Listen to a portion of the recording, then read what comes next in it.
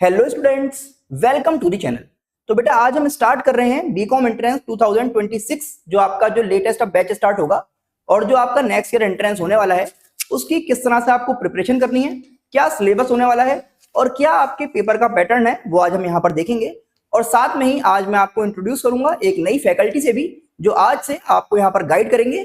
यहाँ पर जो सब्जेक्ट्स हैं इनके लिए इस बार हम स्पेशलाइज फैकल्टी आपके लिए यहाँ पर लेकर आ रहे हैं शुएब सर क्लासेस में। तो ऑनलाइन और ऑफलाइन दोनों ही बैचेस में ये लोग आपको गाइड करेंगे। तो पहले सिलेबस देख लेते हैं कि अगर आप भाई बीकॉम एंट्रेंस की प्रिपरेशन कर रहे हैं स्पेशली एएमयू के लिए, अगर हम जामिया और सीयूटी की बात करें सब्जेक्ट सेम है, वेटेज में डिफरेंस आ जाएगा, लेकिन यहाँ पर हम जो बात कर रहे हैं वो एएमयू का जो आपको पैटर्न है उसकी क्या वेटेज होने वाली है अलग अलग सब्जेक्ट की, उनको हम यहाँ पर देखेंगे।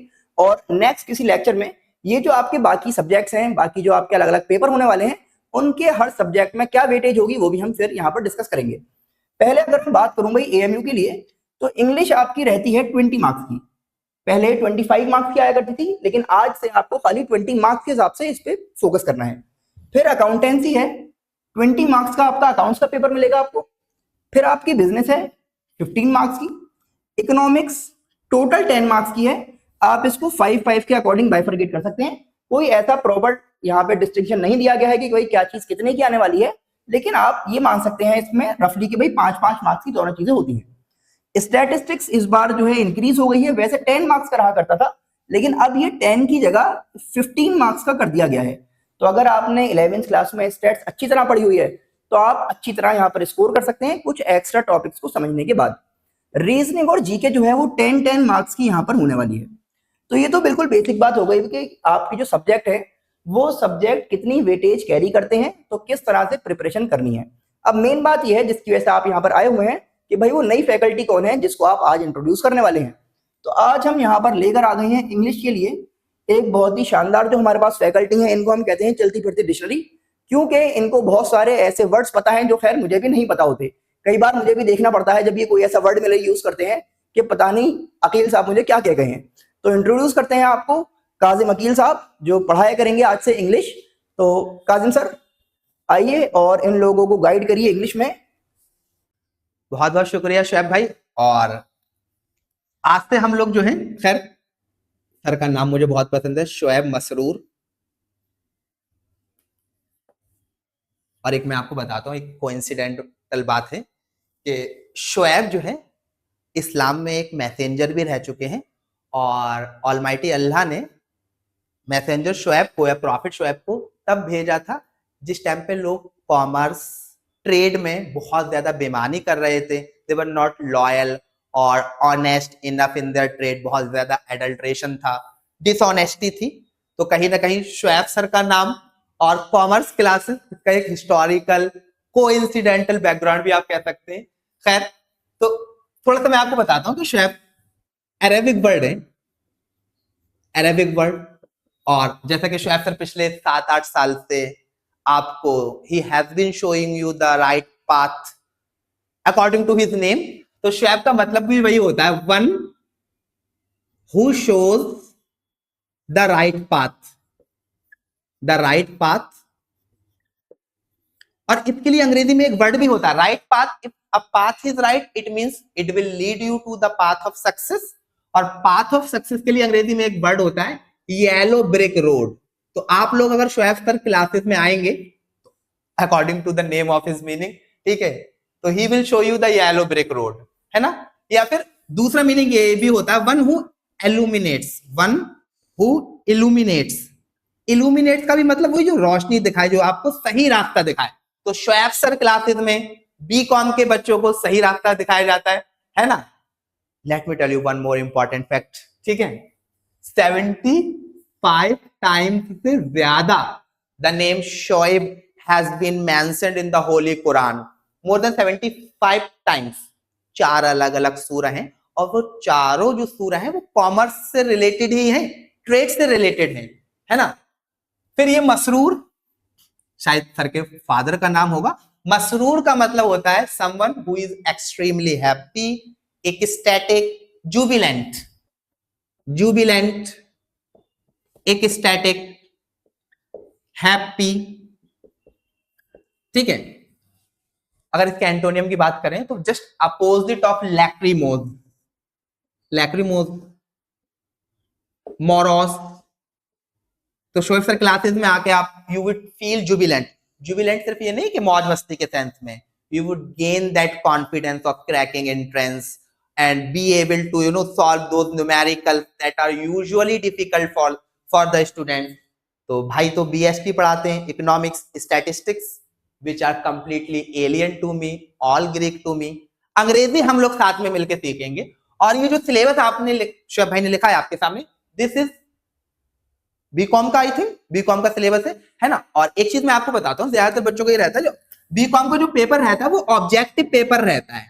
ऑब्जेक्टिव पेपर बच्चों के दिमाग में ऑब्जेक्टिव पेपर को लेके ये रहता है कि सर, मैं यूजुअली ऑफलाइन क्लासेस में बच्चों से पूछता हूँ कि ऑब्जेक्टिव पेपर से आप क्या समझते हैं, तो सर बोलते हैं कि सर जिसमें 4 ऑप्शंस होते हैं वो पेपर ऑब्जेक्टिव कहलाता है। No, that doesn't mean objective paper. Objective का कुछ और मीनिंग होता है, वो मैं आपको बताता हूं। देखिए, ऑब्जेक्टिव पेपर और सब्जेक्टिव पेपर में क्या फर्क है। शोएब सर तो आपको दोनों के लिए पढ़ाते हैं। ऑब्जेक्टिव पेपर जो बीकॉम का AMU, JMIU, CUT एंट्रेंस लेता है, और बाकी सब्जेक्टिव पेपर के लिए भी पढ़ाते हैं। बोर्ड एग्जाम्स के लिए हम लोग ऑब्जेक्टिव इंग्लिश शुरू करेंगे, उसको देखने के अप्रोच शुरू करेंगे। तो पहले मैं आपको ऑब्जेक्टिव वर्ड का मतलब बताता हूं कि ऑब्जेक्टिव पेपर का मतलब क्या होता है। Let me tell you. जैसे फॉर एग्जांपल, अगर मैं पेपर ऑब्जेक्टिव है और मैं कह दूं Shoaib sir teaches maths, Shoaib sir teaches maths, और ये ऑब्जेक्टिव पेपर में आ गया, ये एक ऑब्जेक्टिव स्टेटमेंट है, तो वहां पर अब आप ये नहीं कह सकते कि नहीं ये वाली बात गलत है, शोएब सर जो है वो BST या अकाउंटेंसी पढ़ाते हैं। ऑब्जेक्टिव का मतलब बेटा ये रहता है कि समथिंग जिसमें आप अपनी खुद की ओपिनियन को इन्वॉल्व नहीं कर सकते। जो एग्जामिनर ने चीजें वहां दी हैं, आपको उनको एज इट इज लेना है। You are the third person, you are the fence sitter, जिसमें आपका खुद का अपना कोई से नहीं है। एक चीज मैं आपको बता रहा हूं, जैसे होता है ना कि कई बार बहन या भाई बस एक वर्ड बता दे और बाकी मैं अपने आप से लिख दूंगा, तो this is subjective. Objective paper में ऐसा नहीं। ऑब्जेक्टिव का मतलब होता है something that is based on fact, truth and evidence in which you can not put fourth your own opinion, है ना। तो वो ऑब्जेक्टिव पेपर वो होता है। मैं इसको आपको एक एग्जाम्पल से भी समझाऊंगा कि ऑब्जेक्टिव और सब्जेक्टिव पेपर का मतलब क्या है। ठीक है, जो ऑब्जेक्टिव क्वेश्चंस हैं तो वहां पे क्या मतलब है, ठीक है, वो हम अप्रोच देखेंगे। देखिए, मैं आपको एक बात और बता दूं, पिछले 7-8 साल से शोएब भाई आपको कॉमर्स सिखा रहे हैं, ठीक है, और उसमें तमीज सिखा रहे हैं कॉमर्स को लेके कि हाँ तमीज। ज्यादातर बच्चों की अप्रोच ये रहती है कि भाई हम लोगों को ताबीज मिल जाए, but there is a difference between ताबीज एंड तमीज। भाई कपड़ा दीजिए, ये है वो चीज मैं आपको बताता हूं।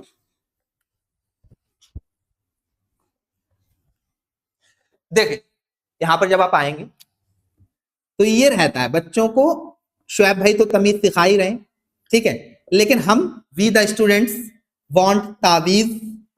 ताबीज को अंग्रेजी में एम्यूलेट भी बोलते हैं। वो टैलिस्मैन जो आप पहनते हो कि आपको नजर ना लगे, आपके अच्छे मार्क्स वगैरह आ जाएं, ठीक है, एम्यूलेट, टैलिस्मैन, फाइलेक्ट्री, ETC। ज्यादातर बच्चे 11th-12th को जो होते हैं वो सोचते हैं कि कोई एक क्रिस्टल क्लियर कट एक फॉर्मूला मिले जिसका हम इस्तेमाल करें और फटाक से आंसर आ जाए, ठीक है, वो होता है ताबीज। और तमीज क्या है, हम लोगों की इंटेंट ये रहेगी कि हम आपको खुद इस तरीके से क्वेश्चन को अप्रोच करने का वो सलीका सिखा दें जो पिछले कुछ सालों से शोएब 7-8 साल से शोएब सर कोशिश कर रहे हैं। मैं भी पिछले 7-8 साल से I am learning day by day, ठीक है। तो तमीज जब आपको सिखा देंगे तो आपको ताबीज की जरूरत नहीं है। ताबीज is something that usually we do और make for making the people fool. जब आपको तमीज आ जाएगी चीजों को देखने की तो फिर आपको जरूरत फिर नहीं रहेगी। खैर, मैं आपको एक क्वेश्चन के थ्रू बता रहा हूं, देखना जरा कि ऑब्जेक्टिव पेपर और तमीज और ताबीज में क्या फर्क है।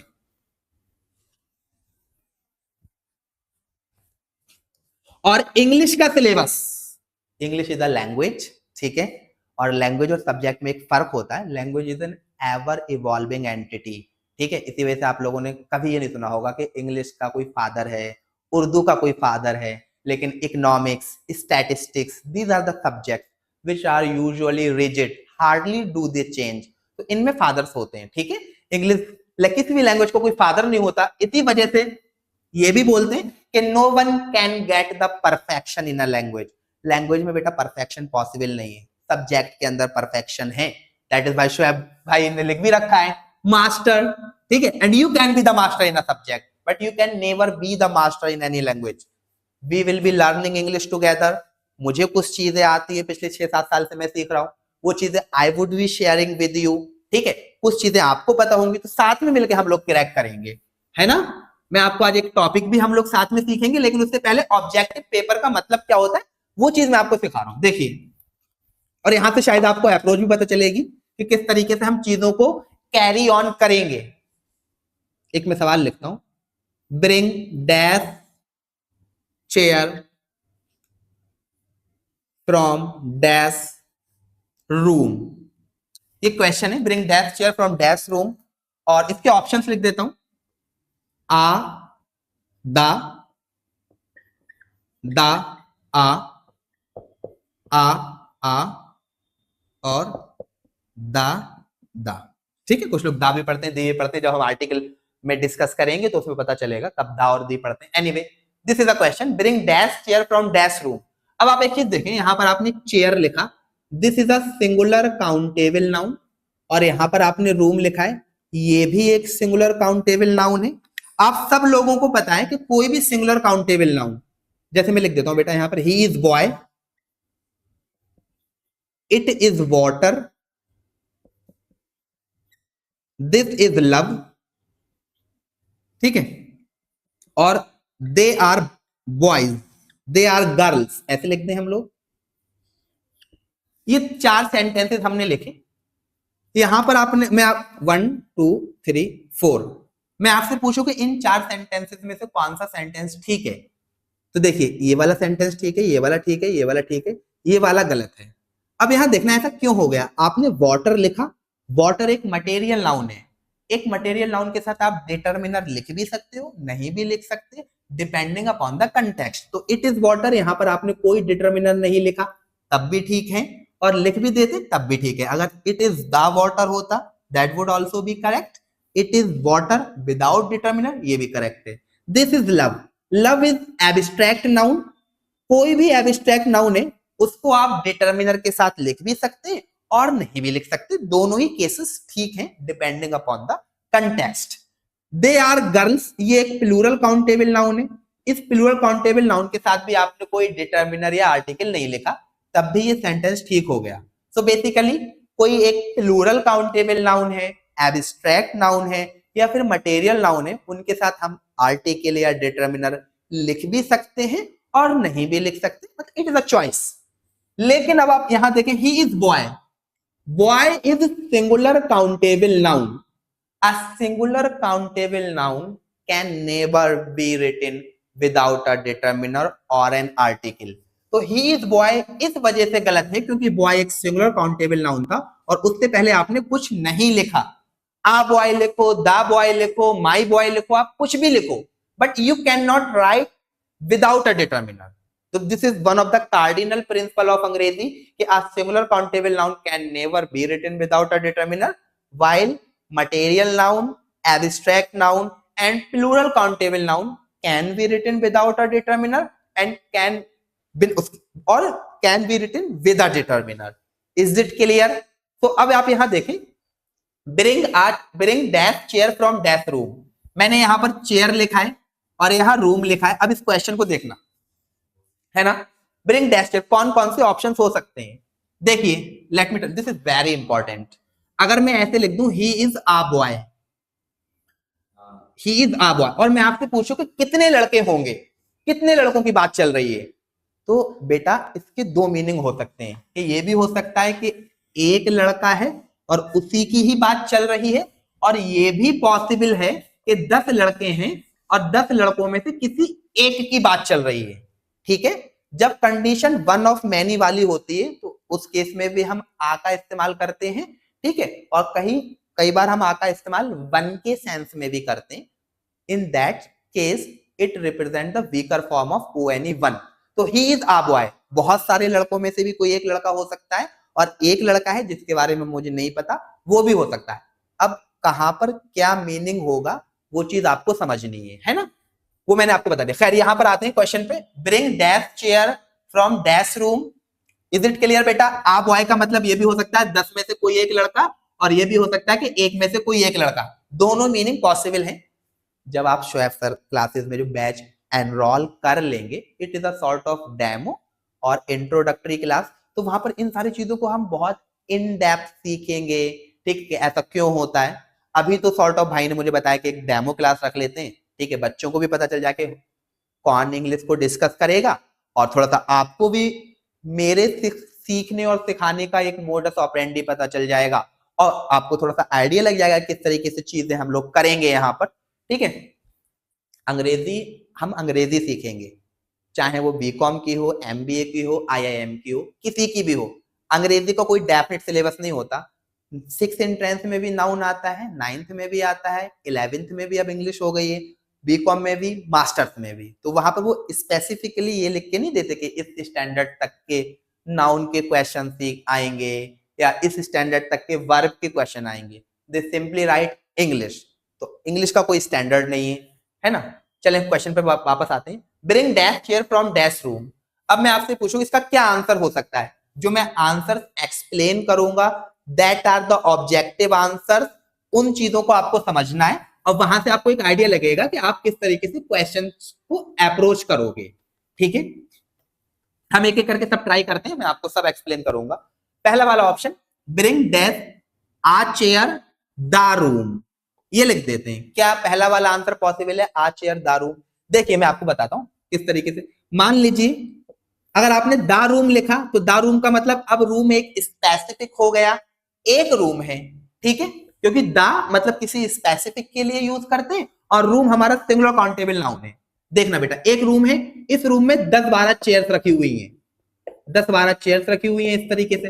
अब आपके घर में कोई मेहमान आया, मम्मा ने बोला कि रूम एक ही है, तो मम्मा ने जाके बोला कि रूम से चेयर ले आओ। एक रूम में 10-12 चेयर्स थी, तो अब कौन सी चेयर लेके आओ ऐसा आपको नहीं पता, लेकिन एक चेयर लाने के लिए कहा है।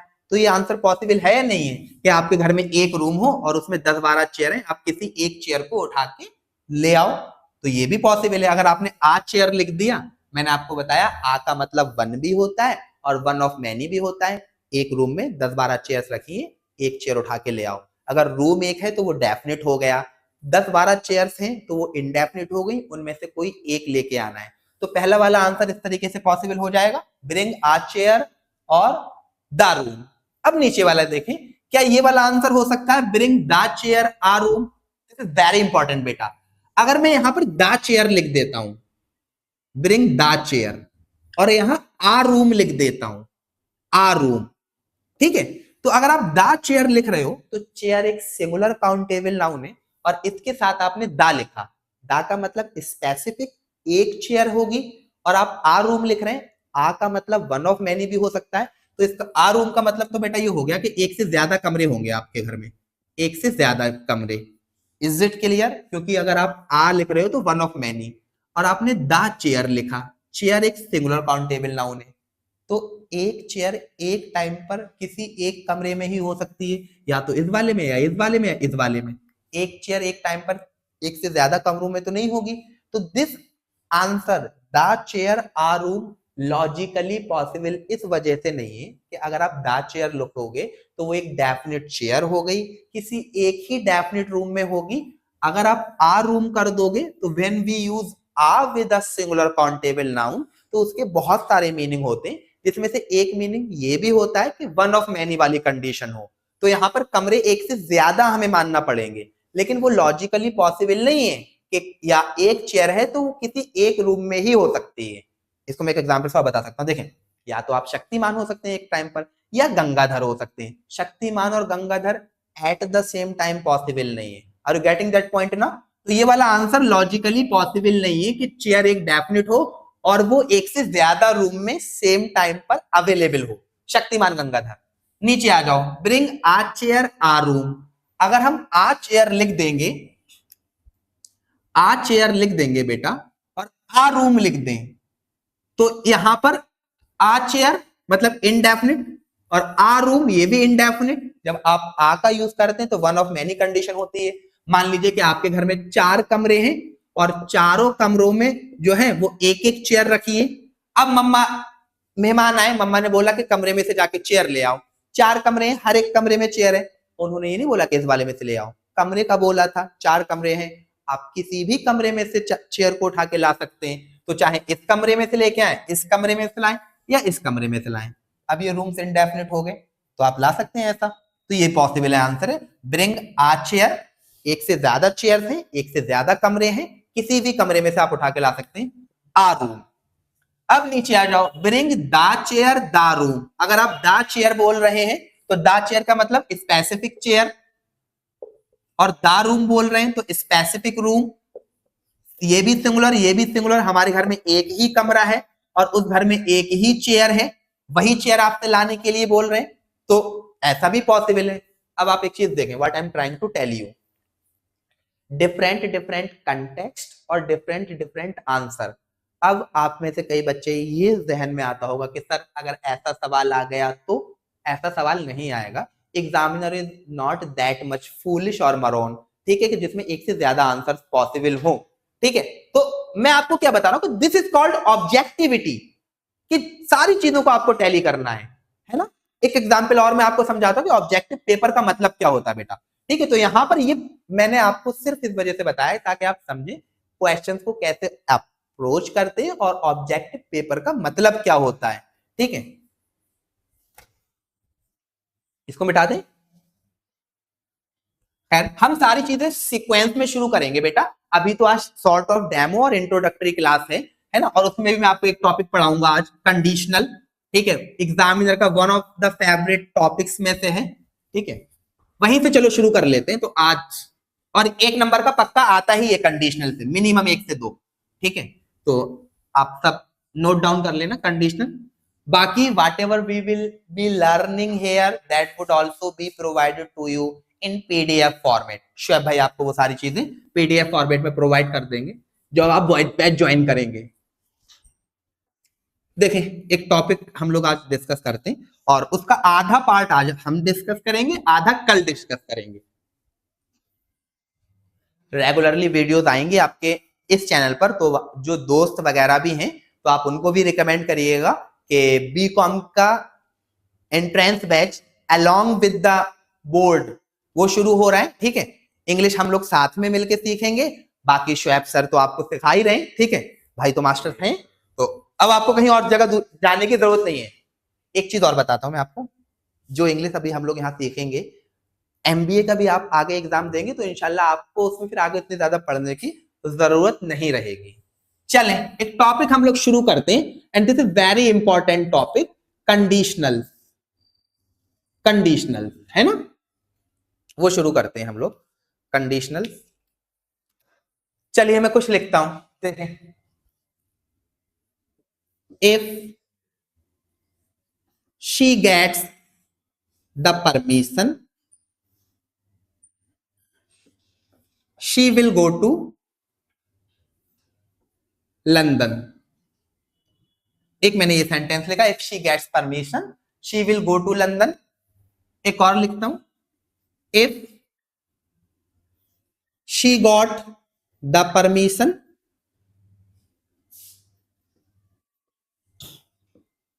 she would go to London। एक और, if she had got permission,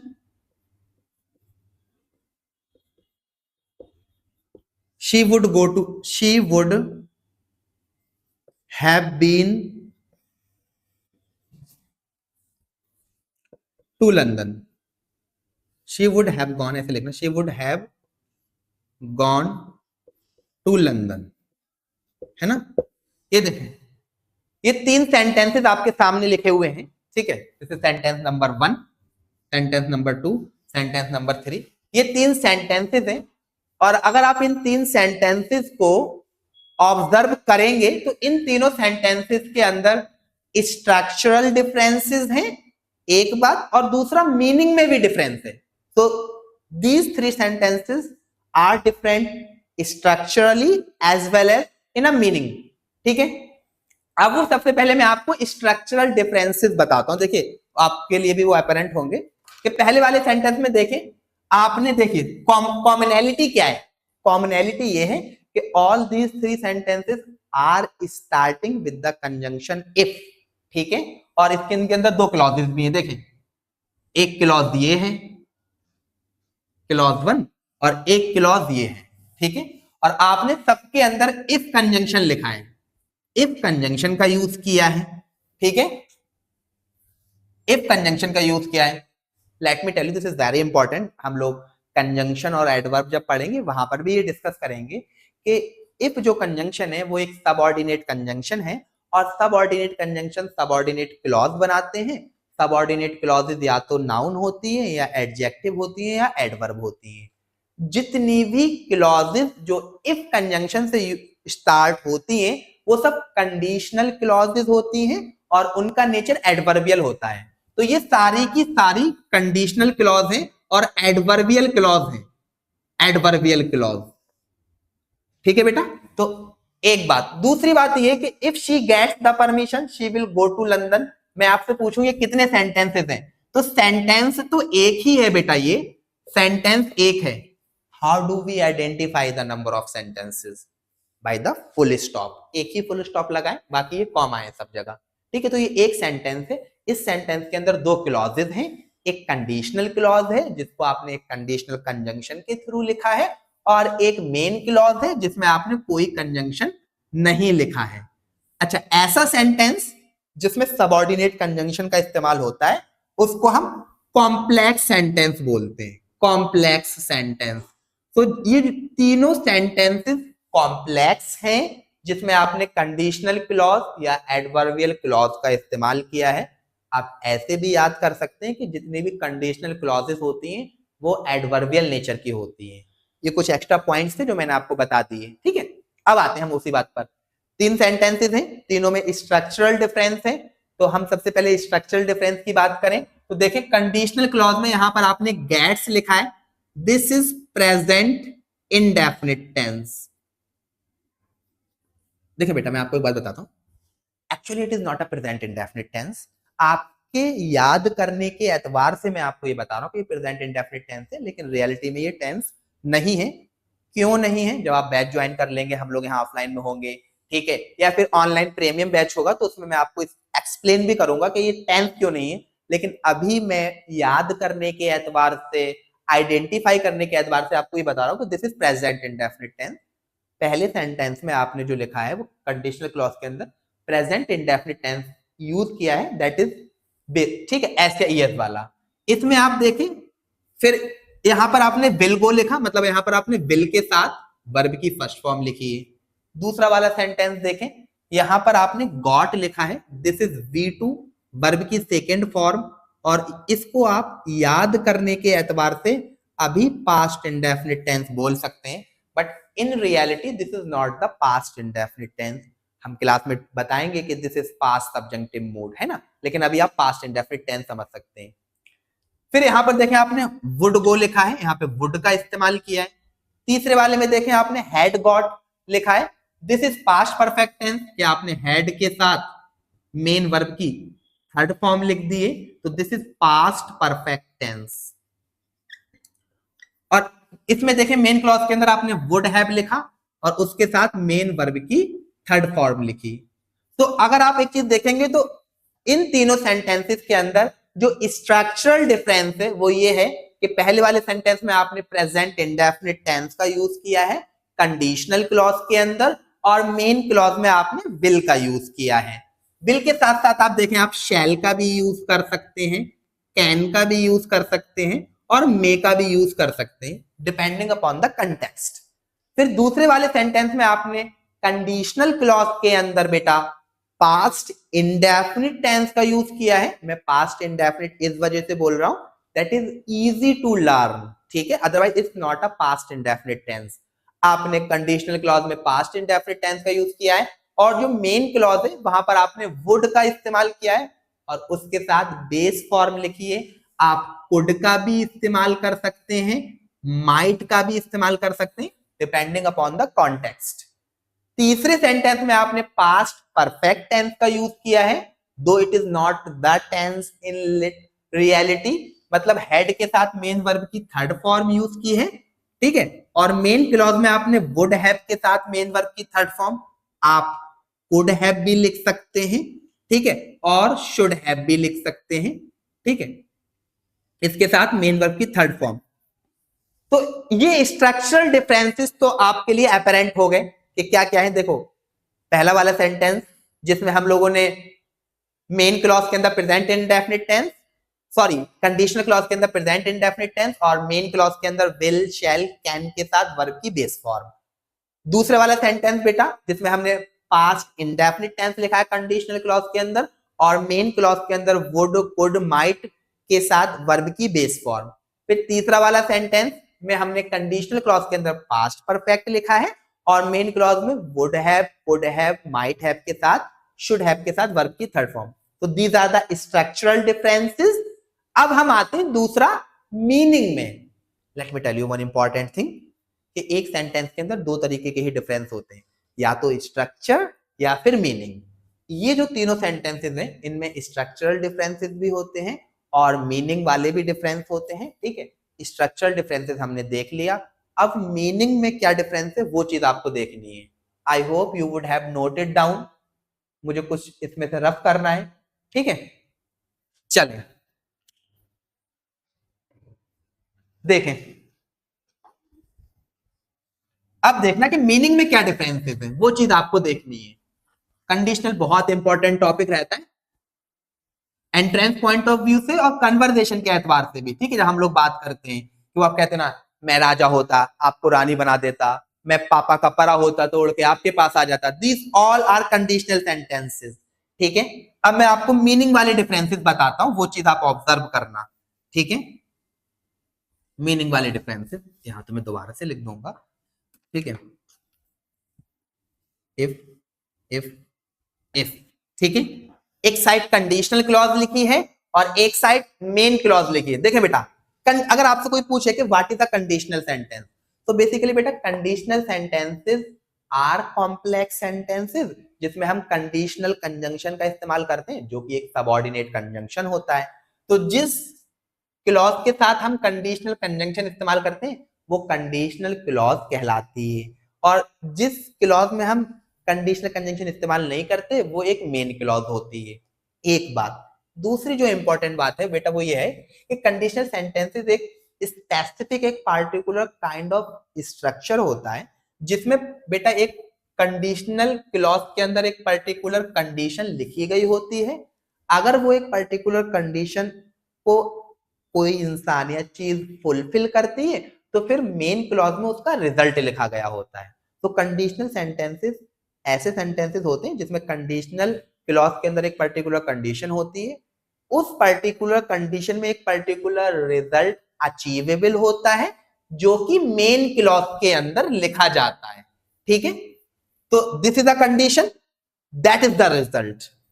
अब आते हैं हम बात पर कि if she gets the permission, आपने प्रेजेंट इंडेफिनिट टेंस लिखा, आप ये कह रहे हैं if she gets the permission, ठीक है।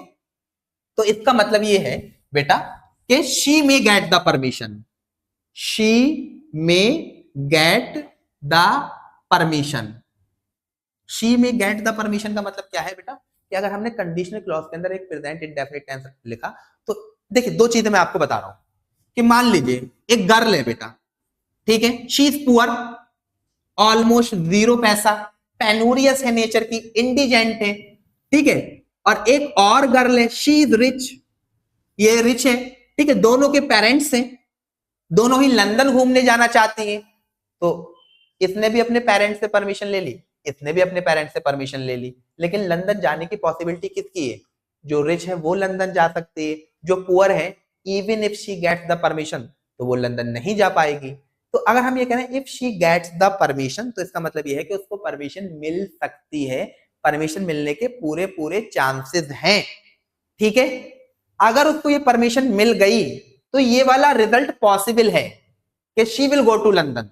तो मतलब अगर परमिशन मिली जिसके पूरे पूरे चांसेस हैं तो ये रिजल्ट भी आ जाएगा कि she will go to London. एक तो ये है। फिर एक दूसरी कंडीशन कि पेरेंट्स बहुत स्ट्रिक्ट हैं, कभी अलाउ ही नहीं करेंगे, ठीक है, फिर भी एक ख्याली पुलाव पकाया जा रहा है कि काश मुझे परमिशन मिल जाती तो मैं लंदन चली जाती। ना परमिशन मिली ना लंदन गई। Are you getting that point ना? तो ये if she got the permission, अब राइट नाउ वो प्रेजेंट में है, ठीक है, और now she is assuming having that dream, ठीक है, कि अगर मुझे परमिशन मिल जाए या उसे परमिशन मिल जाए, जो कि मिलेगी नहीं। अगर आप कह रहे हैं if she got the permission, तो इसका मतलब ये है बेटा, but she will not get the permission, she will not get the permission. This is the most important point जो आपको समझना है कि अगर हम ये कह रहे हैं if she got the permission, तो इसका अंडरस्टूड मीनिंग ये है कि but she will not get the permission, ठीक है।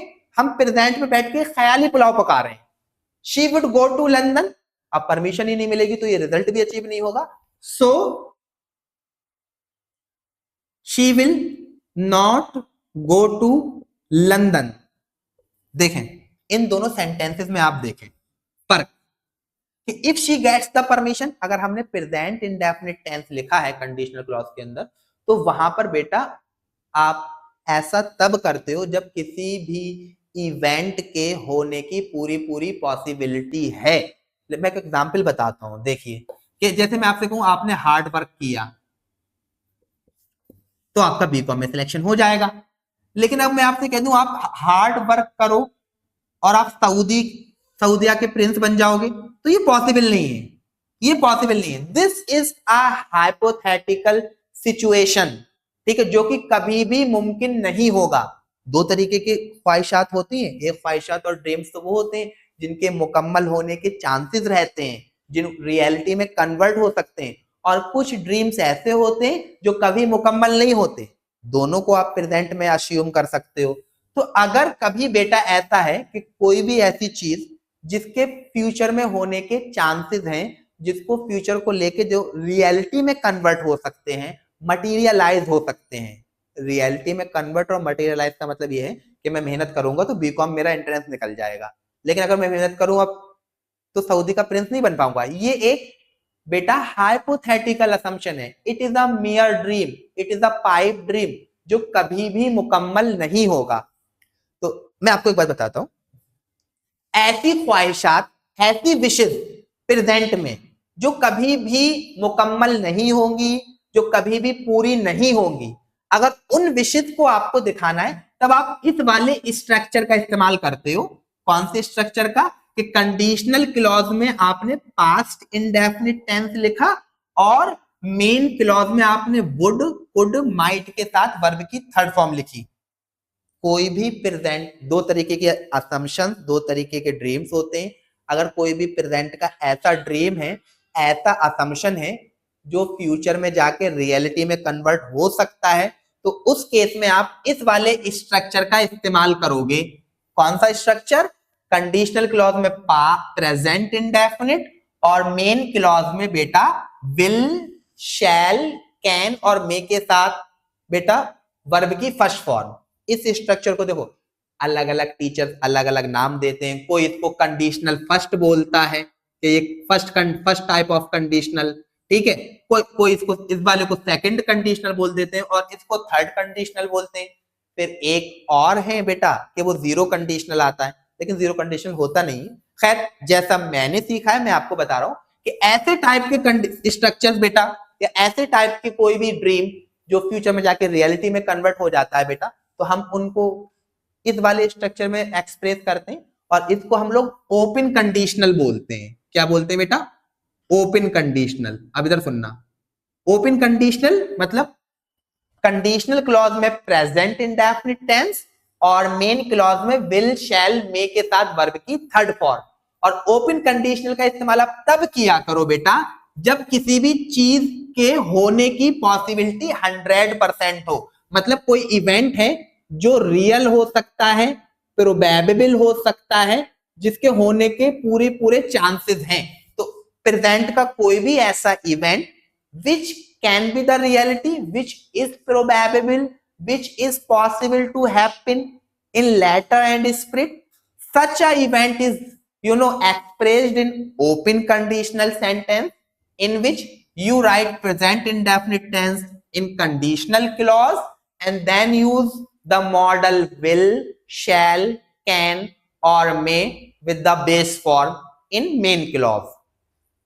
और ऐसा कोई भी प्रेजेंट का इवेंट बेटा जो कभी फ्यूचर में जाके रियलिटी में कन्वर्ट ही नहीं होगा, हमेशा एक असम्पशन रहेगा, मैं पापा का परा होता या पापा की परी होती, मेरे पार नहीं आ सकते, ठीक है, पंख नहीं लग सकते, तो this is the assumption in present that can never be the reality in future और इवन इन पास्ट. तो प्रेजेंट के ऐसे इवेंट्स जो अनरियल है बेटा, अनरियल है, इमेजिनरी है, अनरियल है, इमेजिनरी है या हाइपोथेटिकल है प्रेजेंट के बेटा, प्रेजेंट के, तो उनको आप इस वाले स्ट्रक्चर के थ्रू लिखते हो कि कंडीशनल क्लॉज में पास्ट इंडेफिनिट, मेन क्लॉज में वुड, कुड, माइट के साथ वर्ब की थर्ड फॉर्म. इसको कुछ टीचर्स टाइप 2 कंडीशनल बोलते हैं, लेकिन हम लोग इसको सेमी क्लोज्ड कंडीशनल बोलेंगे. अभी मैं आपको इसके पीछे का रीजन भी बता दूंगा कि why we are calling it semi closed. Semi मतलब हाफ. तो देखें, let me tell you, open conditional, semi closed conditional, present की ऐसे events which are probable, which have the chances of becoming the reality, उनको आप open conditional में लिखना. Open conditional में जब आप लिखते हो तो कंडीशनल क्लॉज के अंदर प्रेजेंट इंडेफिनिट टेंस लिखते हैं और मेन क्लॉज में विल, शैल, कैन और मे के साथ बेस फॉर्म लिखते हैं प्रेजेंट के रियल और प्रोबेबल इवेंट्स. प्रेजेंट का ऐसा कोई भी इवेंट जो अनरियल है, इमेजिनरी है, हाइपोथेटिकल है, उसको आप सेमी क्लोज्ड कंडीशनल में लिखते हो. जब आप सेमी क्लोज्ड कंडीशनल लिखते हो तो वहां पर past indefinite tense that is V2 conditional clause के अंदर लिखते हैं और मेन क्लॉज में वुड, कुड, माइट के साथ वर्ब की फर्स्ट फॉर्म. तो अगर हम ये करें if she gets the permission she will go to London, तो इसका मतलब है कि उसको परमिशन मिल जाएगी और वो लंदन जा सकती है. मतलब इसके इस लंदन जाने की जो चांसेस हैं they are probable, they are real. ठीक है, प्रेजेंट की बात करें, अभी परमिशन मिली नहीं है लेकिन मिल सकती है और जा सकती है, रियलिटी है, ऐसा हो सकता है. लेकिन अगर आप ये कह रहे हैं कि if she got the permission, तो इसका मतलब क्या है कि उसके पेरेंट्स उसको परमिशन ही नहीं देंगे. ये मतलब ये एक अनरियलिटी है, ये एक हाइपोथिकेशन है, ये एक इमेजिनेशन है जो हम प्रेजेंट में बैठ के कर रहे हैं कि उसको परमिशन मिल जाती तो वो लंदन चली जाती. This is the situation. तो if she got the permission, लेकिन इसका मतलब क्या है, but she will not get the permission, but she did not get the permission, तो she will never go to London. तो ये दोनों ही प्रेजेंट के असम्पशन है. प्रेजेंट का ऐसा असम्पशन जो फ्यूचर में रियलिटी में कन्वर्ट हो सकता है, उसको ओपन कंडीशनल में. प्रेजेंट का ऐसा असम्पशन बेटा जो फ्यूचर में कभी कन्वर्ट नहीं हो सकता, उसको आप सेमी क्लोज्ड में. अब नीचे वाला आ जाओ, नीचे वाला, if she had got the permission she would have gone to London. अब देखो, ऐसा भी तो हो सकता है कि जब मैं 18 साल का था और उस टाइम पे अगर मेरे मम्मा पापा मुझे अलाउ कर देते, परमिशन दे देते, तो मैं लंदन चला जाता या चली जाती. अब मैं 18 साल का नहीं हूं, ठीक है, और अब it is a departed train, अब तो वक्त गुजर गया. अब मैं प्रेजेंट में हूं बेटा और मैं अब पास्ट को लेके ऐसा सोच रहा हूं कि अगर ऐसा होता तो ऐसा हो जाता. अब वो तो पास्ट हो गया. अब मैं जिस चीज के बारे में आप अस्यूम कर रहा हूं वो एक पास्ट की बात है. इसमें भी दो चीजें आती हैं, एक आगे वाली बात वो हम नेक्स्ट वीडियो में डिस्कस करेंगे. एनीवे, मैं आपको यहां बता रहा हूं कि अगर कभी भी कोई पास्ट का असम्पशन है, देखें, पास्ट में जाके भी तो आप ड्रीम कर सकते हो, पास्ट को लेके भी तो आप अस्यूम कर सकते हो बेटा. ठीक है, कि अगर मुझे मम्मी इजाजत दे देती 10th क्लास में तो मैं लंदन चले जाती. मम्मी ने इजाजत नहीं दी, अब मैं लंदन नहीं गई. एक तो ये है बेटा, this is assumption of past. ठीक है, तो अगर कभी भी आपको पास्ट के असम्पशन की बात करनी हो, कोई भी चीज जो पास्ट में अस्यूम कर रहे हो, जिसका प्रेजेंट से आप कुछ लेना देना नहीं है, तो उस केस में आप क्या करते हो, पास्ट परफेक्ट टेंस का इस्तेमाल करते हो, that is had plus main verb की थर्ड फॉर्म, और फिर बेटा आप उसके साथ वुड हैव, शुड हैव के साथ मेन वर्ब की थर्ड फॉर्म. मैं आपको एक बार समराइज कराता हूं कि प्रेजेंट के ऐसे इवेंट्स जिनके होने के चांसेस हैं जो रियलिटी में कन्वर्ट हो सकते हैं, वहां पर हम ओपन कंडीशनल का यूज करते हैं। जब आप ओपन कंडीशनल यूज करते हो तो वहां बेटा कंडीशनल क्लॉज के अंदर प्रेजेंट इंडेफिनिट टेंस, ठीक है, दैट इज V1 और एस या ES वाली फॉर्म, मेन क्लॉज में विल, शैल, कैन के साथ बेस फॉर्म। जब आप प्रेजेंट के ऐसी सिचुएशंस जो अनरियल हैं, इमेजिनरी हैं, अभी दोनों ही प्रेजेंट की बात कर रहे हैं, तो प्रेजेंट की अनरियल इमेजिनरी सिचुएशन को अगर आपको एक्सप्रेस करना है तो उस केस में बेटा आप जो है वो कंडीशनल क्लॉज के अंदर पास्ट इंडेफिनिट टेंस और मेन क्लॉज के अंदर वुड, कुड, माइट के साथ वर्ब की बेस फॉर्म। लेकिन अगर आपको पास्ट की कोई भी कंडीशन दिखाना, पास्ट का कोई असम्पशन दिखाना है, ठीक है, तो वहां पर आप कंडीशनल क्लॉज के अंदर पास्ट परफेक्ट टेंस का यूज करते हैं और मेन क्लॉज के अंदर वुड हैव के साथ मेन वर्ब की थर्ड फॉर्म। लेकिन ये क्या है बेटा, ये पास्ट का असम्पशन है, पास्ट का असम्पशन, ठीक है, पास्ट का असम्पशन। तो आज हम लोगों ने कंडीशनल सेंटेंस क्या होते हैं वो जानने की कोशिश की, कंडीशनल सेंटेंसेस में क्या डिफरेंसेस होते हैं वो जाना, स्ट्रक्चरल डिफरेंस और मीनिंग वाला डिफरेंस। ये बेसिकली 3 स्ट्रक्चर होते हैं। अब इन पर किस टाइप के क्वेश्चंस आते हैं, ठीक है, एग्जाम में, और कैसे कैसे क्वेश्चंस बन सकते हैं, that we will discuss in the next video. और लास्ट में एक अनाउंसमेंट है, अंग्रेजी साथ में मिलकर हम लोग सीखेंगे। और शुएब भाई तो आपको सिखा ही रहे हैं, he is master in commerce और बहुत अच्छा रिव्यू भी है, तो आप अपने दोस्तों को भी रिकमेंड करिए, ठीक है। अंग्रेजी बहुत इंपॉर्टेंट है, कॉमर्स के साथ साथ अब आपको अंग्रेजी में भी मजा आएगा साथ में मिलकर सीखने में, है ना। और let's meet in the next video, till then bye bye.